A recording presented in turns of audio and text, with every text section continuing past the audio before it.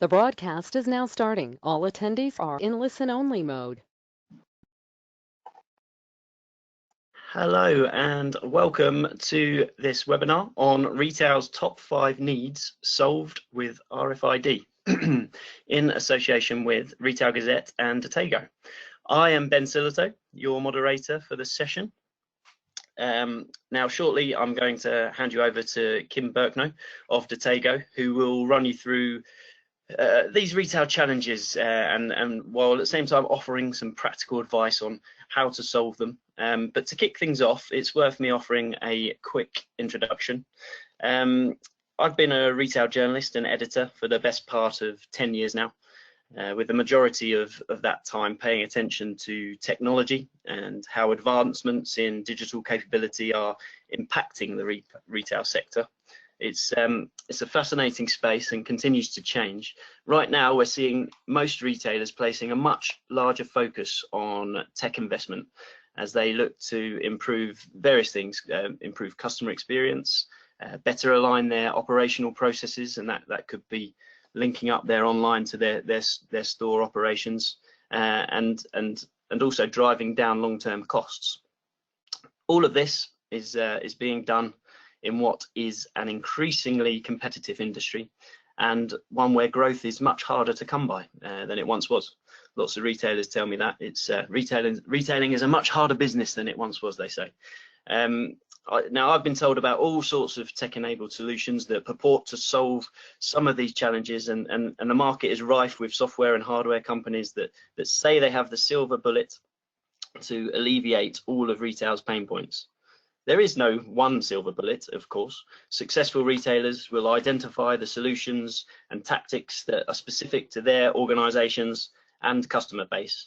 But increasingly, we are seeing some intriguing user cases of RFID, which, when implemented in the right way, can support businesses with many of the challenges they face and help map out a viable future. I'm not the RFID expert, however. For the purposes of this webinar, that role is assumed by Kim today, and over the next 35 minutes or so, he will give you an in-depth analysis into RFID and its ever-growing role in retail. I'll hand you over to him now and let him introduce himself, and then I'll be back to run a quick Q&A after the presentation. It's worth saying now, if any of our listeners have questions as we go along, feel free to use the free text box on the right-hand side of your screens, and I'll endeavour to ask them on your behalf. Anyway, over to you, Kim. Do you want to offer a quick introduction before cracking on with the presentation?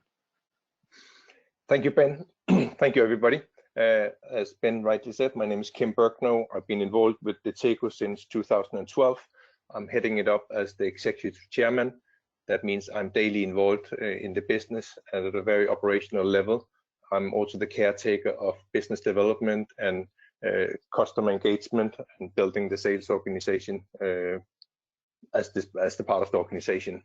I've been in retail for the last 25 years off and on, so I have a pretty good understanding of what's happening in retail, and I'm very excited about sharing what we have to tell you here about our capabilities with RFID in retail.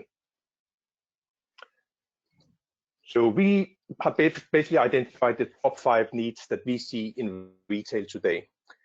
And let me just, as a starting point, saying we today focus primarily on apparel retail and the needs that we have seen there.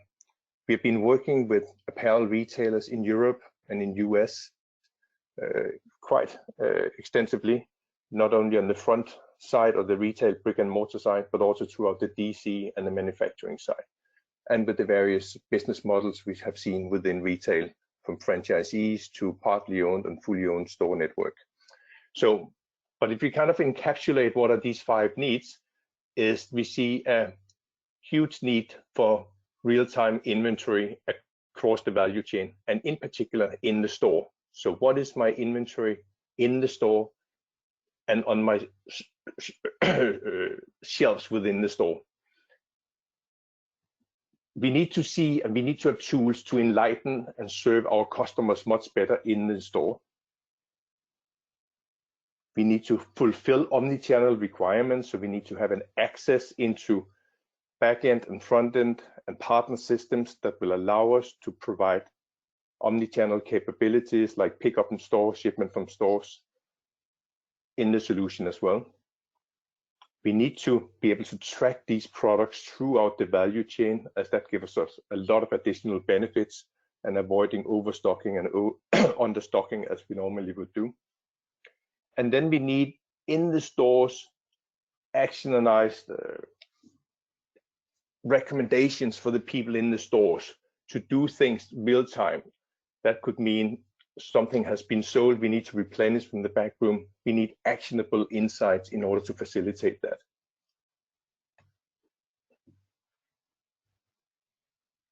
In a nutshell, Detego is basically a SaaS-enabled software company. We focus only on software, we focus only on retail, and especially the apparel retail here in phase one.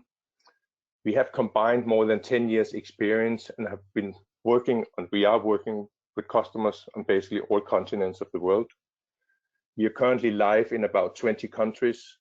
We have more than 1,500 stores live, and that is equivalent to more than 30,000 end users. When we're saying end users, it's basically devices that are attached to our solutions in the stores or in the DCs. The retailers we are working with today and the journey we have been on started basically with a smaller retailer in Germany, Marco Polo, that has been a very strong alliance and partner of us throughout the journey. They have about 100 stores, 110 stores. We have a full solution there where we fully integrated to the DCs, and we have then through the journey and where we started with them building their apparel capabilities, moved in and are now servicing Adidas globally, where we have basically enabled their stores or store network in CIS and in US, including the DCs. We are working very closely with Levi Strauss globally on rolling out our solution to all their stores. And then we have recently added both Reese, On Running, and Bestseller to our portfolio.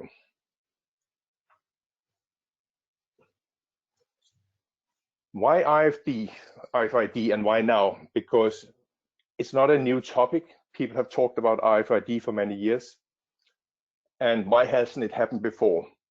I think very short, the technology as now is SaaS enabled. It's very easy to deploy. We are working with it on iOS and Android devices. So we can basically set a store live very fast and get some early experience in the store and how to change the processes vis-a-vis DCs and stores, and how to create a plan of how to roll it out fast.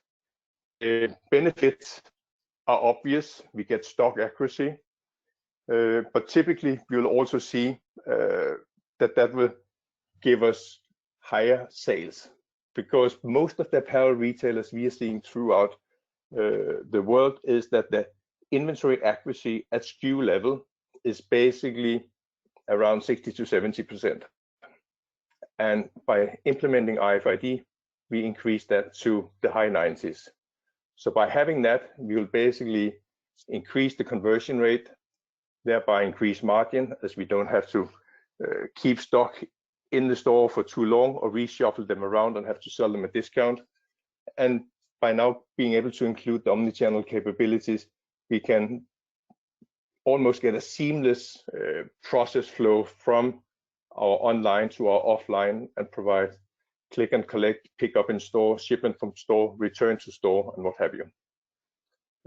This in turn also leads to typically a saving in the working capital, as we will be able to lower the inventories across the store network if we do this in a smart way. The cost reductions, yes, they're there. I think on the sales uplift, we typically see 5 to 15% sales uplift, depending on the store, location, and the capabilities within the store. Typically, the time we release around cost reductions are based around people do not spend so much time on looking for goods, verifying goods, picking up goods, and they can be either more sales oriented, or they can help customers in a better way of creating an upsell and increase basket size. As I just said, we basically see that retailers can increase revenue between 5 and 15% throughout the store network. We tend to see the biggest increases in stores that are not run very efficient today. If we take it into some of the best stores, best run stores with the best teams, we will see a less of an improvement because they typically have all their KPIs under pretty good control. But we know we don't have all the best teams deployed everywhere around in our store network. So that's why we see the range.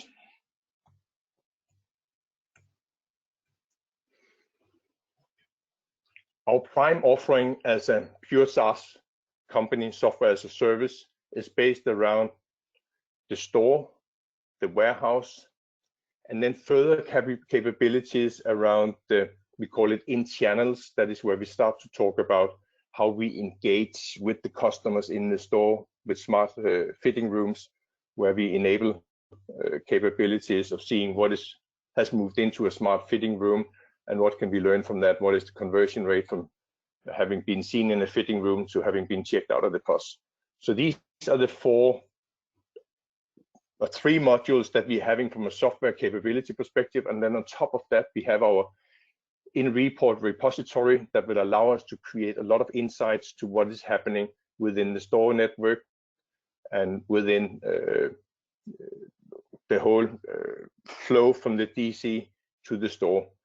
An example is that a regional manager in the morning would be able to sit and see what has arrived to the certain store. So we could basically have a traffic light indication for each of the store to say whether all the goods that received are actually on the shop floor or whether they are still in the back room. So thereby we get an indication of which stores to focus on and which one to help. We can also see what is the on shop floor availability, the inventory accuracy, when did they last do their stock take, and so forth in the store. In order to implement such a SaaS solution, we have associated services to ensure that we can implement the software in a coherent way and get it attached, hooked up with backend systems that the retailers might have. That comes with everything like ERP systems, POS systems, order management system, warehouse management systems, and what have you. And we have a comprehensive knowledge and best practice methodology of how to do that. And then we work with various suppliers on the RFID label side. There are various big players out there, like the Evidenizens and have you, and we work closely with them. And that happens again with the hardware supplier, from scanners to tunnels to handheld readers to printers to mirrors. We work with a huge range of various suppliers throughout the world. And we basically, as we are an agnostic software company, we will make our software work on whatever the retailer in the end decides to work with. We're working with most of the common hardware providers and label providers out there, but we can of course always look into special situations if that's needed.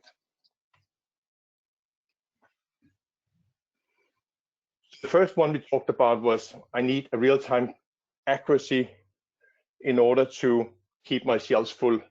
And what we basically see typically throughout fashion retailers, as I touched upon a little bit earlier, is about 1/3 of the shopping experience ends in a customer not finding the specific item they're looking for.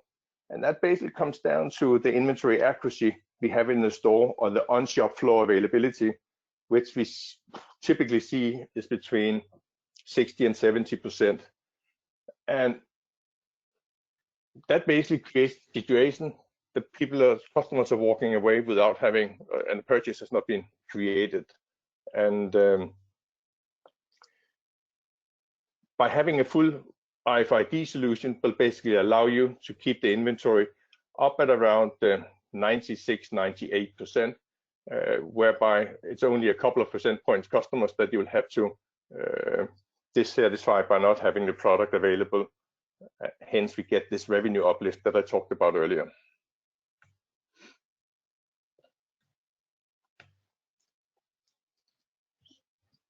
The way we increase it is basically by having an accurate stock take throughout the store. We will do that either real time or one time a day. And then we will replenish from the back room to the shop floor, and that is basically increasing the on-floor availability up to 98%. The replenishment is done by a planogram that we have on the mobile device in the store. So that will secure that we always have the right items available on the shop floor based on this planogram. That can be individually designed based on the stores and the need of the number of items per SKUs in the store. We have some AI capabilities as well on that, so we have some self-learning planograms that will make it a lot easier for the retailers in the future to maintain all these different planograms per store size and location. And again, the benefit is that we start with inventory accuracy that is close to 100%, and we get the on-shop floor availability up to the very high 90s, which in turn give us a much higher revenue.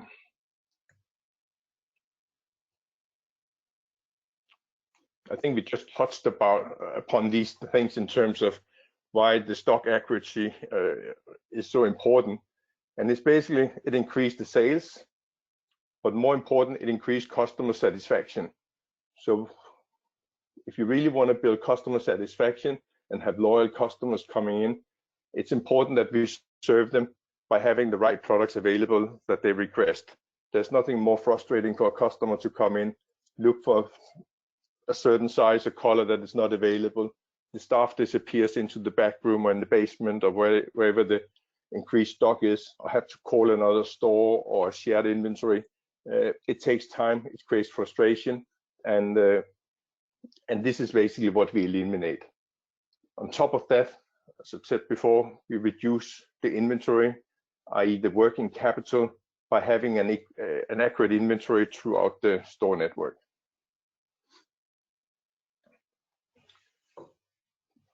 Number two, I need my customers to be surprised and delighted with the in-store experience to entice them to the shop and come again. And that was a little bit about what we talked about. By having the right inventory in the stock, we don't frustrate them by queuing up and speaking to the store staff without having the product available. We have some statistics that about 75% of people prefer to shop in the store. And if that's the case, then we better make sure we have the right stuff available in the store when they're there.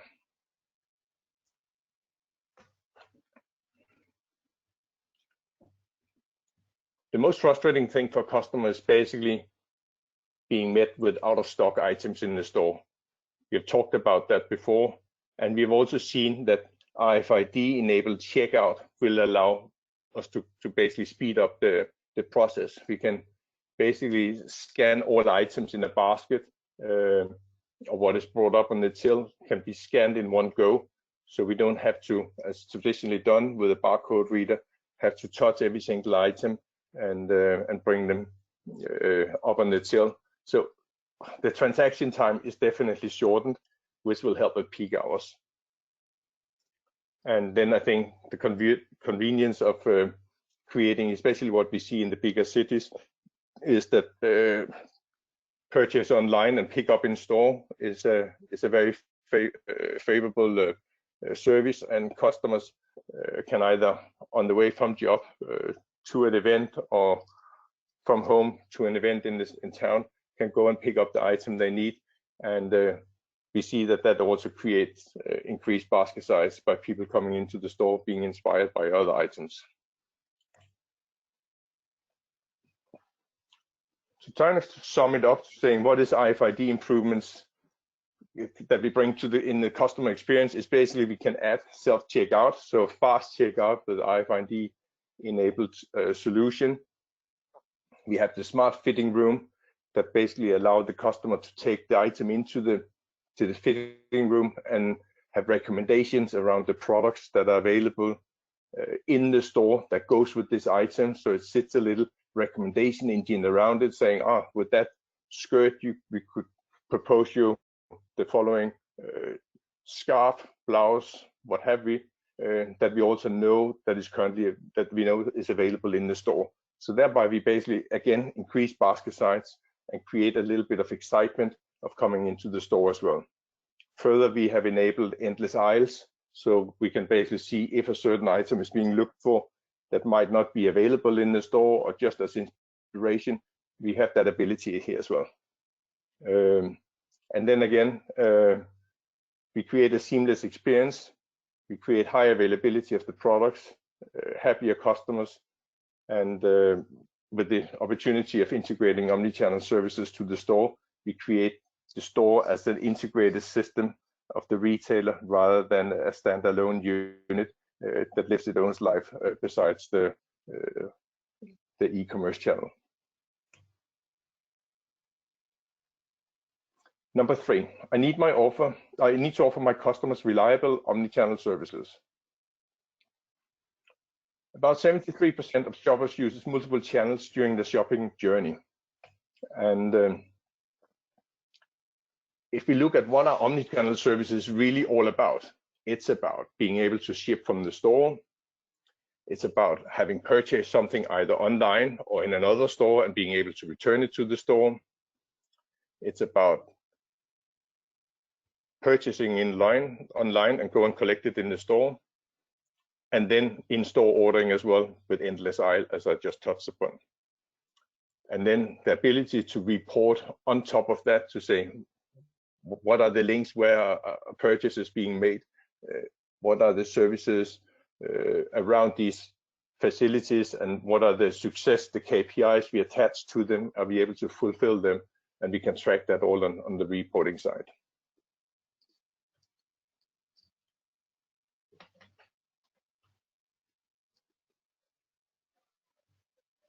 The key for a successful omnichannel implementation is again that we have a baseline of our stock. That means we have a single stock view where we know what stock is where with an accuracy of the 99%. By having that, we can start to create these pickup in store examples without having to overstock in the store. We have typically seen that people that creates these services have to overstock in the store because of the uncertainty about the inventory at store level. So it has, for some retailer, been a very expensive experience to create a pickup in store without having RFID attached to it. So again, coming back to a successful omnichannel deployment require RFID in our view, if you need to do it cost effectively and also want to delight the customers on the journey.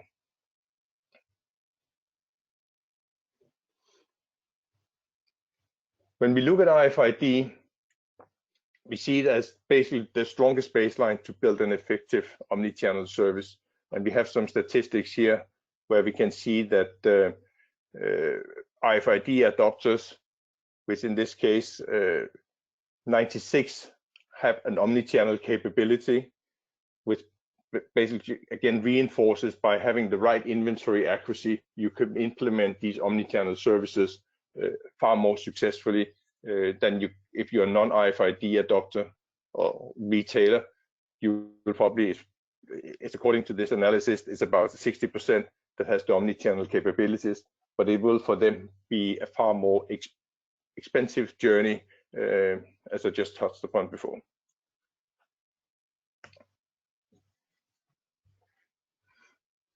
Number 4, I need to accurately track my products throughout the supply chain for greater efficiency. We have talked a lot about the store, but of course our solution goes through, covers the full DC and all the way to manufacturing as well. But where we initially see the biggest challenges and the biggest benefit of RFID is at store level. So we start with the store, then we move backwards and go into the DC, where we can get additional efficiencies by implementing RFID. And that goes everything from inbound processes, pick and pack, and tracking individual items, and then also return handlings if it's a direct to consumer DC we are dealing with. So pretty comprehensive solution that is also allowing us to track what is our performance of our suppliers. We typically see that suppliers over time either get complacent or doesn't fulfill to the level that was agreed or is being invoiced. So by having RFID and inbound, we'll start to track the performance of the individual suppliers, which typically add a lot of visibility to the supply chain and also eliminate further errors as we start to ship out to the stores.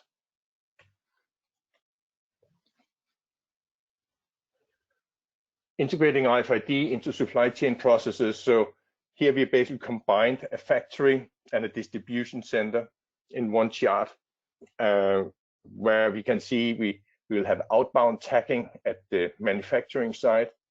We will then have an outbound read when it leaves the factory. That will give us a view on what has actually been shipped from that factory. It will be sent an advanced shipping notification into our DC, or the receiving DC that is expecting that item or that package. And when we then have outbound verification, we can then hold that up against the advanced shipping notification to see have we actually received what was expected.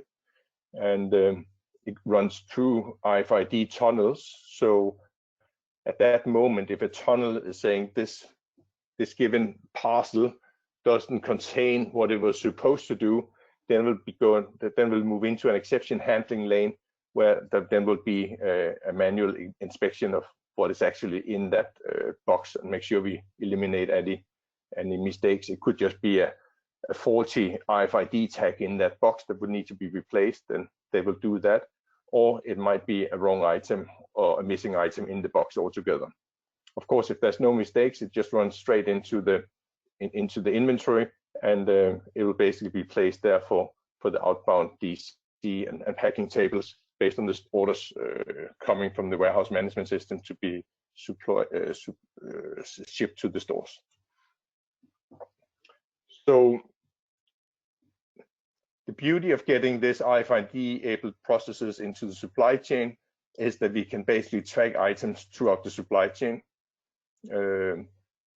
We will get fast and efficient processes of goods with almost zero errors, and we will get visibility of our suppliers. And when we ship from the DC as well to the store, we always have an outbound scan as well to ensure that what goes out of the DC matches 100% with what is expected to be sent to the store. So we should also eliminate all mistakes there.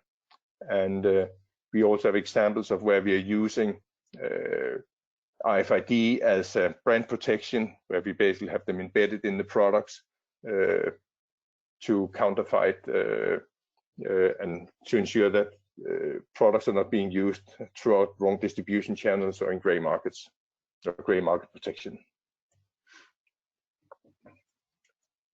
I need action-oriented insights to boost performance, and that is all about our in reports that I talked about in the beginning, where we basically have a very comprehensive overview of all transactions and all read points that have been throughout the journey of the garment from the manufacturer to the DC, then to the store, how it has moved around in the store until it hits the point of sale and until it disappears in the system.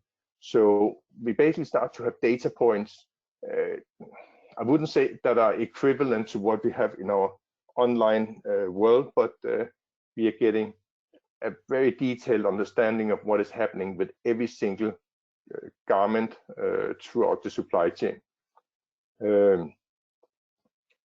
But also we understand what is happening within the store. So first of all, we get our supply chain based to a zero defects or zero errors throughout the supply chain, and we now know what is really happening in the store, how are we moving garments around in the store. And typically we'll be using inventory sizes that will reduce working capital. As I said, between 10 and 15% is typically what we see after RFID has been implemented and has run for about a year. Then you start to see those benefits, and then we start to get a much sharper understanding of the geographical demands of each store. Here's just a very high level example of one of the dashboards we provide. Basically gives you a view on what is available in the store, when was it last time replenished, what is the on-shop floor availability, what is the age structure of the garments in the store. So that allows us to see if certain goods has been available in the store for more than X number of days, then we need to do something radical. We either need to ship them to another store, we might need to reduce the price. So when they're coming over a certain threshold, if it's not an ongoing, never out of stock item in the store, we'll need to do something dramatically in order to sell it as the highest possible price. And this is what these intelligent dashboards help us and the retailer to navigate better in this environment based on this information. And I think that is probably what I want to convey just at this level here. But again, we have all the KPIs needed to help the retailers to get actionable insights, and this is what we provide with this kind of knowledge in the store.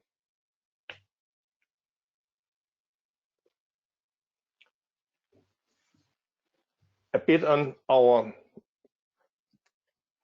enhanced capabilities. We have global track and trace sitting on top of our typical dashboards. So that means we can view a single garment, we can drill down, say what happened to that specific garment throughout the supply chain. It's all real-time based.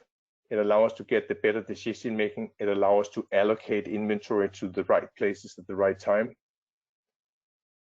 And it gives us recommendations, as I just say, based on age structure, that we can move inventory around to optimize both the store revenue, but also the enlarged revenue of the overall company. There's a lot of things you can do with RFID in apparel, and it seems overwhelming in terms of how to get started and compared to where you want to end up. And we typically call it the RFID journey, and we split it into 3 phases typically. We say, let's start with the store. Let's digitalize the inventory, get the inventory accurate at the store level. Let's get it up to the very high 90s. Let us then start to replenish from the back room to the front room based on our planograms. Thereby we get the most out of the store. We know that we are not going to have a situation where we are not selling because it's not available on the shop floor. That in itself is the starting point for any RFID project in our view, if you want to maximize revenue and decrease inventory. Then the next step is to get your omni-channel aligned with the store, build the services that you really want to, that you want to embed in your store concept. Make sure that you connect it intelligently into your omni-channel environment and create the visibility throughout the supply chain to fulfill at store, ship from store, and get the store involved in your omni-channel strategy. And then as a last step, we are saying, now we need to work closer in the store with the smart mirror experiences. How can we track what is happening in the store with the different items? Are the items placed in the right location in the store? Are people converting? Are customers converting after I've been into the mirror, into the smart mirror with our garments? Can we optimize the recommendation to the customers in order to get an increased sales? So this is the journey. And then when we go to personal experience, we also need to see how do we then start to build capabilities in our DCs, get the distribution centers involved as well. Again, just to get further benefits from the RFID implementation. I think that basically summed it up in a nutshell. I think that took me around 30 minutes. And if there's any questions, then I think we should go through them now. Kim, thank you so much for those insights. Very, very comprehensive. I do have a range of questions to go through now, if you're happy to answer them. You mentioned some of the customers that you work with in the retail space. I'm a journalist on the news beat day by day, writing about some of the case studies too. Retailers that I know are doing lots in RFID are Reese, who I know you're helping with. Zara or the Inditex group are a big name in it as well, driving change using the technology. I'm just wondering, from your perspective, if there is any one retailer that you'd call the poster child for RFID deployment, and who do you think that would be, and why? I can obviously only talk about our own customers. I don't have the insights to all the projects that I know about. Most of the projects I would say that are out there in Europe and US, but from our perspective and from insights, it's Adidas. We have worked very closely with Adidas, based in Germany, over the last 4 or 5 years, and I would classify them as a poster child. They're extremely professional and diligent in their approach to how to implement new technology and new processes. They take their time to analyze what is needed and spare with us in terms of how to implement certain ideas and processes to make them cost effective, but also to bring them the benefits and revenue increases that they anticipate.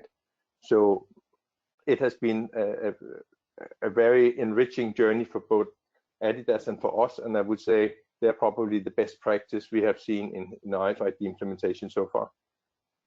Okay, no, it's one that I probably need to delve further into and find out more about, but it sounds like there's some interesting stuff going on there. Adidas, of course, very much in the apparel world, obviously do other things as well, but we speak a lot about fashion retail apparel, because in terms of RFID, because that's where lots of the investment is being made at the moment, that particular sector of retail. But I'm just interested to know what other sectors of retail RFID is moving into and starting to influence, and how you perhaps see the technology evolving in the wider retail space. Yeah, we addressed apparel to start with, so it's a good question, Ben, because we saw that as being one of the, I think it is probably the most unstructured trade in the world. So we saw a lot of opportunities there, and many retailers agree with us that that is a big opportunity. And as we move forward with that, we'll continue to have new learnings that we'll implement there going forward. Our idea is to be, our ambition is to be one of the leading RFID companies in this space, and I think we're on the right journey. We have good customers, we have very excited employees, we are growing. So from that perspective, we are definitely on the right track. The next segments we are seeing out in the large market, retail market, is food. Food will be the next very large opportunity for RFID in our view. There's still some way to go, and there's another pressure there in terms of margins for food retailers are very different from the margins we have in apparel, but it's definitely a trend that we see is going to happen. And the third market we can see that is coming up is cosmetics. So we can see from large global cosmetic manufacturers, distributors, retailers, that is something they want to get under control in terms of inventory accuracy and never out of stock, and get the planogram and everything we talked about within apparel. They want to come on the same journey, and I think that's going to be a very exciting avenue as well. They have some of their own challenges on top of it, but I think from everything we have learned in apparel, we will be able to execute that successfully. No, interesting stuff, and yeah, so much innovation going on in the cosmetics world at the moment. The brands in that space are driving change across the industry and influencing more traditional retail industry. So yeah, it makes sense that they're exploring cutting edge technology such as RFID. It's always good to end on some practical advice, I would say. So for our listeners that have kindly tuned in today, what would be the key things that they should go away considering in terms of trialing RFID in their organisations and perhaps deploying some of the practices that you've spoken about today. They'll probably go back and talk about it with their colleagues. What would be the first steps a retailer should take if they're looking to introduce RFID? I think we have seen many different ways of how organizations start to the discussion about RFID internally, and I think from my experience, it's because RFID you can do so many things with it, and the important thing is to direct these discussions internally and say, what are we really looking to do with RFID, and why don't we just learn from the best practices that we have seen out there and say, how do we deploy it in the stores? How do we get a pilot up around the store to get our inventory accuracy correct? Because that is the overwhelming issue that most retailers are having. So have a focused team working on how to get the inventory accurate in the store. Select a couple of companies that you could envision working with on it, invite them in, and then start to pick the best team that works best for you and your enlarged team around resolving these issues you're having, and then build a pilot. And I said build a pilot sounds very complicated. It's not. It's basically agree to which 3 to 5 pilot stores should be engaged in it, and get a team around it with these store managers and IT, and then basically and supply chain, and then basically and retail operations, and then kick it off. Typically, we call pilots. We call them almost plug and play now. We can get a pilot live within a couple of weeks. The store can be up and running, and start to get the learnings from that. Because RFID in itself is not that hard. The hard thing is to go through all the new processes you need to implement around RFID. So it's important to pick people that are highly motivated, that some of your best people, get them on the RFID project, and then run a pilot and take the learnings from that. And the pilots you typically run 3 to 4 months, consolidate the learnings, and then start to talk about how can this be rolled out, and start to prepare for that. That will be best practice in my book of how to get started with an RFID project. Sage advice, Kim. Test and learn, test and learn, test and learn. We hear it time and time again, don't we, in retail and in this current environment? Yeah, but and then be bold as well. You know, test, learn, execute. So, I like that. An extension to a well-used phrase. Exactly. Now, Kim, time has got the better of us, I'm afraid. So with that, let me thank you again for your insights. Really appreciate that today. Really useful. Thanks for your time. No, thank you. Thank you to the listeners as well, and thank you for arranging this, Ben. I appreciate it. That's okay, and we haven't had time to get through all questions, but I understand the Tatego team will be following up with webinar participants in due course, where further conversations can ensue. In the meantime, those who are interested can also head to tatego.com for further details about what has been discussed during the presentation. But all that's left to say is thanks for joining us, everyone, and bye for now.